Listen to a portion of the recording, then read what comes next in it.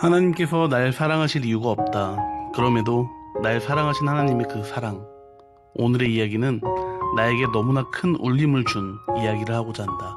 이전의 영상에서도 이야기했지만 출퇴근길에 홀로 운전 중에 홀로 사무실에서 일하면서 찬양을 듣고 또 차 안에서 찬양하는 것이 내 삶의 유일한 행복이며 나 혼자만의 예배다. 마커스나 예수전도단 어노인팅의 앨범과 예배 영상을 무한 반복으로 내 귀에 이명이 올 때까지 듣는 중 유튜브 뮤직의 알고리즘으로 처음 듣는 찬양팀을 알게 되었다. 그 찬양은 나에게 큰 울림을 준 브라운 워십이라는 찬양팀이었다. 잔치라는 앨범을 알게 된 후 최소 100번 이상 이 앨범을 돌려듣게 되었다. 오늘은 다시 한번 나에게 커다란 울림을 준 브라운 워십의 며칠 전 화요일 모임 예배 이야기다. 오늘의 주된 이야기는 이거다. 하나님의 사랑과 관계, 그리고 내 삶의 어려움 속에서 내가 하나님을 찾아야 하는 이유. 그냥 하나님이 좋아서 찬양을 드리고 찬양을 듣고 그저 하나님이 좋아서 예배를 드리고 말씀을 듣고 그런 시간들이 흘러 지나고 보니 내 모든 선택은 나의 선택이 아니었음을, 하나님의 인도하셨음을 깨닫는다. 아무것도 아니며 아무것도 할 수 없는 사람인 나를 사용하시는 이 세상 유일하게 나를 필요로 하시는 분, 능력 없는 나를 들어 쓰시려고 날 연단하시는 분. 지금 아직 음원을 발표하기 전인 한 CCM의 가사를 소개하고 싶다. 그저 하나님이 좋아서 나는 이 길을 간다오. 나의 의지, 내 결심이 아닌 그저 하나님이 좋아서. 나의 부와 명예 없어도 그저 하나님이 좋아서 이 길을 간다오. 내 가는 길이 거친 험한 산골짜기 같아도, 내 가는 길이 어둡고 미로 같은 길일지라도 그저 하나님이 좋아서 나는 이 길을 간다오. 나의 주인, 나의 아버지, 나의 전부 되신 주님과 이 길을 간다오. 오 주여, 나의 이 마음 변치 않게 지켜주소서. 오 주여, 어떤 의심도 남아있지 않게 하소서. 그저 하나님이 좋아서 나는 이 길을 간다오. 내 힘으로 갈 수 없는 길, 나의 전부 되신 주님과 이 길을 간다오. 작곡가이자 북마케도니아에서 선교 중이신 박효진 선교사님의 그저 하나님이 좋아서라는 찬양이다. 아직 음원이 발매되지는 않았지만 이 찬양을 듣는 순간, 그리고 그날의 설교를 듣는 순간, 그 순간 난 느꼈다.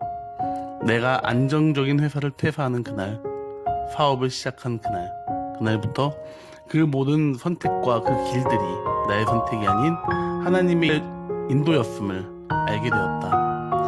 하나님의 이유 없이 날 사랑하신 결과물이었으며 그 과정이라는 사실을 알게 되었다.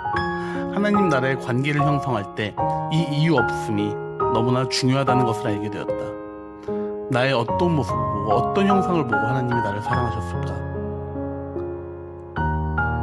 예배 중 브라운 워십의 목사님이 이렇게 이야기하셨다. 그냥 우리를 사랑하신 하나님. 사무엘기상 22장 1절부터 2절의 말씀은 이런 말씀이 나온다.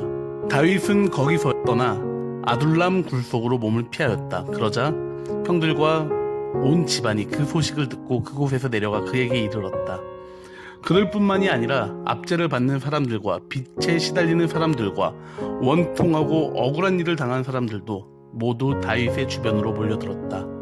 이렇게 해서 다윗은 그들의 우두머리가 되었는데 400명이나 되는 사람들이 그를 따랐다. 아둘람 굴의 뜻은 피할 곳, 숨겨진 곳이란 뜻이다. 나의 피할 곳은 어디일까? 나만의 공간은 어디일까? 동굴의 이미지는 도망가는 곳인데 어떤 무언가가 너무나 어둡고 격리되며 종류가 되는 곳인데 성경은 이 동굴에 대한 몇 가지 조명하는 방식을 이야기한다. 예를 들어 예수님이 돌아가시고 들어가셨던 그 동굴. 이 동굴은 끝난 것이 아니라 부활하시고 다시 시작하신 장소이다. 성경에서 이야기되는 굴에 대한 이미지는 우리가 생각하는 이미지와 조금은 다른 것 같다. 희망과 부활의 장소였던 것이다. 친구의 아버지에게 쫓겨서 10년을 도망자로 살아가며 온갖 자존감이 무너진 다윗에게 아둘람의 굴은 들어갈 때에는 모든 것을 포기하고 죽음과 그 끝의 장소였지만 그러나 그곳에서 벌어진 특별한 관계를 보며 부활의 장소이자 희망의 장소로 변화되었다.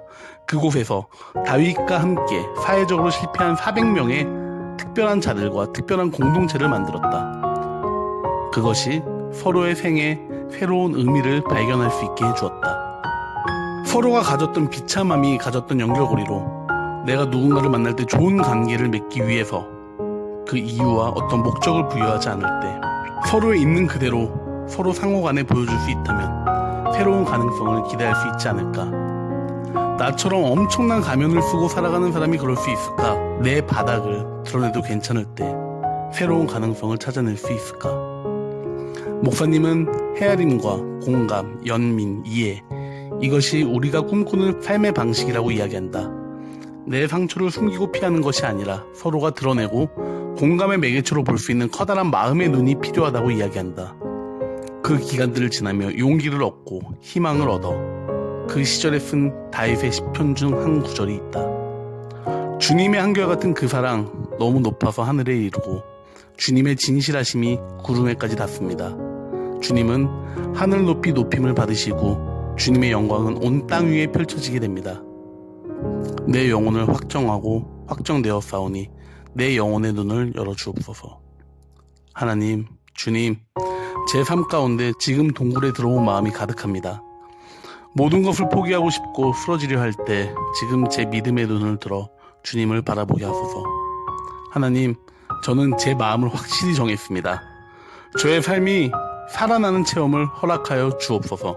저의 인생이 끝난 것이 아닌 희망의 존재로 만들어 주옵소서. 주님, 주님의 사랑을 발견하게 하옵소서. 그냥 제가 알게 하옵소서.